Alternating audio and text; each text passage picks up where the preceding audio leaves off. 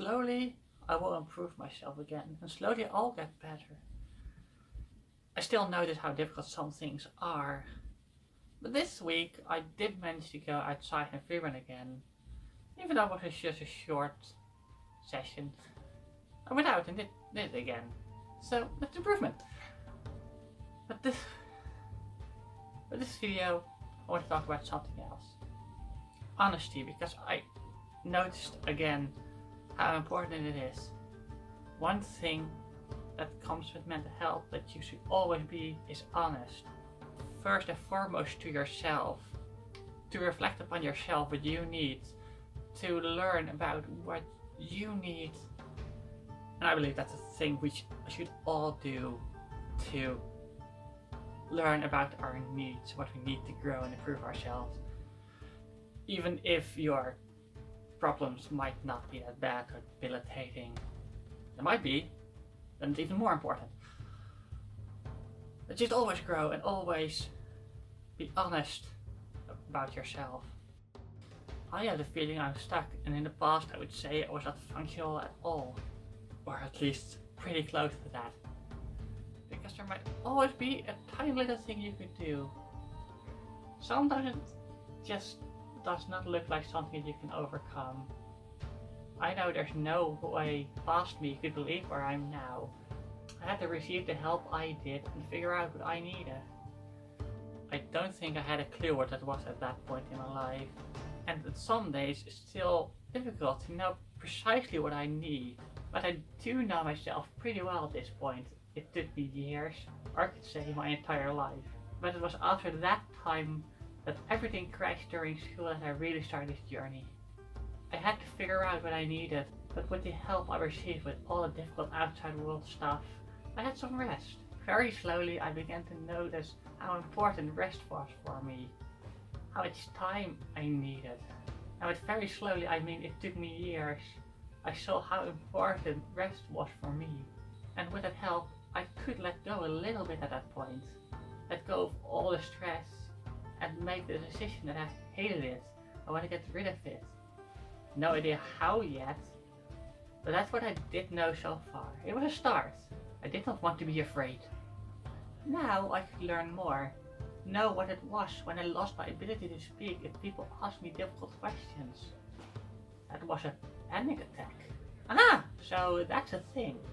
It's a panic attack. And not just something that I did because I felt like ignoring people. No, it was something serious and not my fault. I had a panic attack. I learned. Now I could explore more. What does it mean? When does it happen? Why does it happen? What happens in my world when that happens? Those questions I needed to answer before I could even think about learning to deal with them. I began to learn that if there's too much input or difficult questions, I shut down. Interesting.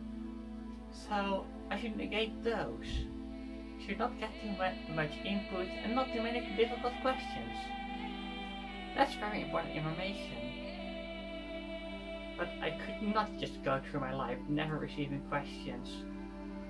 Though at that point, part of me thought it was fine. If no one just ever asked me a question, I'll be fine. It was much later that I began to learn that it's not an option in life. There's no way you can ignore the entire population from asking you questions.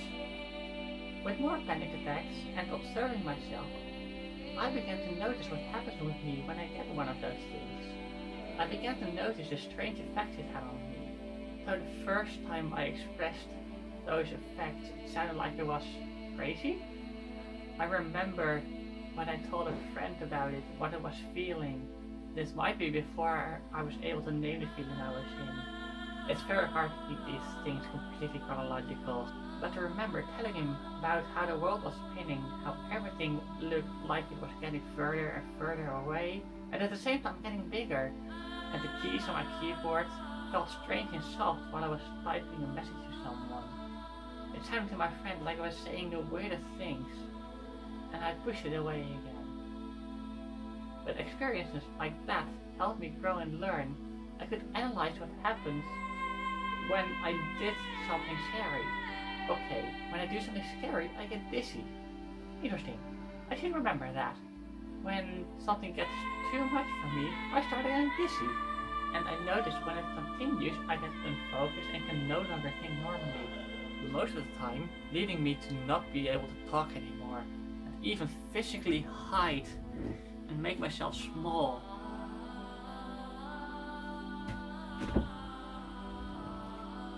Beginning to completely shut down, and I've reached this state many times in my life. Not always, but sometimes my senses start getting a bit messed up, like the time everything felt strange, like the apple before. As if I could no longer comprehend the world, as if there was too much input for my brain to be able to handle. I've recently learned, this week, that the thing I'm experiencing might be derealization. So I do have to keep learning and figure out what these things that happen to me are. And you always have to keep learning. I began to understand this more and more. And maybe with this, I could mitigate the effects. I started to figure out what kept me going deeper and deeper into that feeling. Okay, so I need to take a step back when I start feeling dizzy. Now I could teach myself that if I get dizzy, it means I get too much stress or input, and I need to lower that a bit. I know now I need to mitigate the world around me a bit, to tone down the stressors, to pull back. Have not more than a single person talk to me, to take myself away from the situation. I began to run away, sometimes literally when things get too much. But this had one flaw. People had no idea why I disappeared, and I need to learn to explain to people why I'm all of a sudden gone, mentally or even physically. And here comes honesty again, this time not with myself but with the world. I need to tell people I have panic attacks and what happens when I do. I need to warn people when I'm starting to get one. Now I tell people, oh, I'm getting dizzy, or I'm starting to get a panic attack. First I used to say panic attack, but now I mainly go with dizzy, as that sounds a lot more serious to people than a fake concept of panic attack.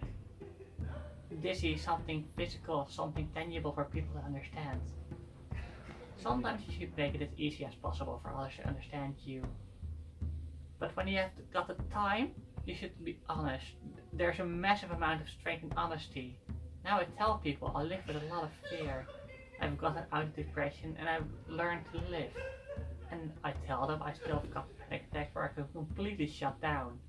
I've had so many situations where people had no idea why I acted so weird. Why I did what I did. Why I just ignored them, stopped talking in the middle of the conversation, often leading them into frustration and me getting more and more guilty and scared. I was frustrating them, pushing me deeper into a panic attack, creating this a loop of fear basically.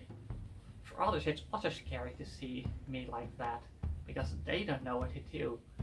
Now with what I still have left in me, if it comes to that point, I try to at least tell them what is happening, and I try to say so before it gets that far, but that's not always possible. Last week I had my first complete shutdown with my girlfriend. We'd already spoken about that I do get panic attacks, and because I have been honest about that, you could see what was happening. And I've learned to at least talk as best I can while it happens. Sometimes I can, sometimes I can't. And this time it was still fragmented and with a large amount of gaps between my words. And it's also because I feel safe with her and I was able to at least talk a bit. But I was able to ask for what I needed to help me. So instead of me having to deal with it alone, she could be there for me. It was difficult for her, as for anyone else who has seen me like that, especially for the first time. Because the person they knew is suddenly gone. But because they know it happens to me, and that I will recover, even if it takes some time, it does bring people some calm when they know you have things you deal with. And it's impossible to talk to every single person that you meet about that can happen. Or just put on YouTube. Therefore, I try to tell people the best I can in the moment that it happens. And people with an important role in my life I will talk about it much earlier at that point, because there's a much bigger chance they will be confronted with it than a random person on the street, of course. When it comes to mental health, you really have to be honest and start to learn to understand yourself and not be afraid to share with others, because you do deserve the chance to grow, and you have to be honest before you can be able to. And in no way it has to be the same as with me, with my panic attacks and my other things that I deal with. But you have your own things you deal with and your own things you need to do to grow, because everybody deserves that.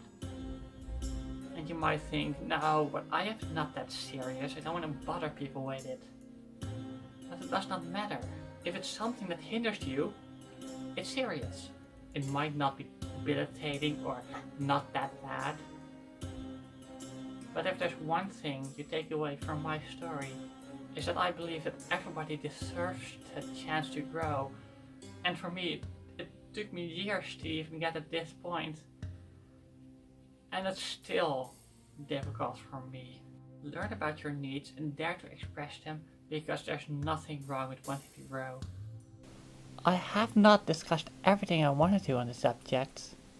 So, with this as an excuse, please subscribe and join for the next one, as I'll take a look at it from the other side, the outsider's perspective.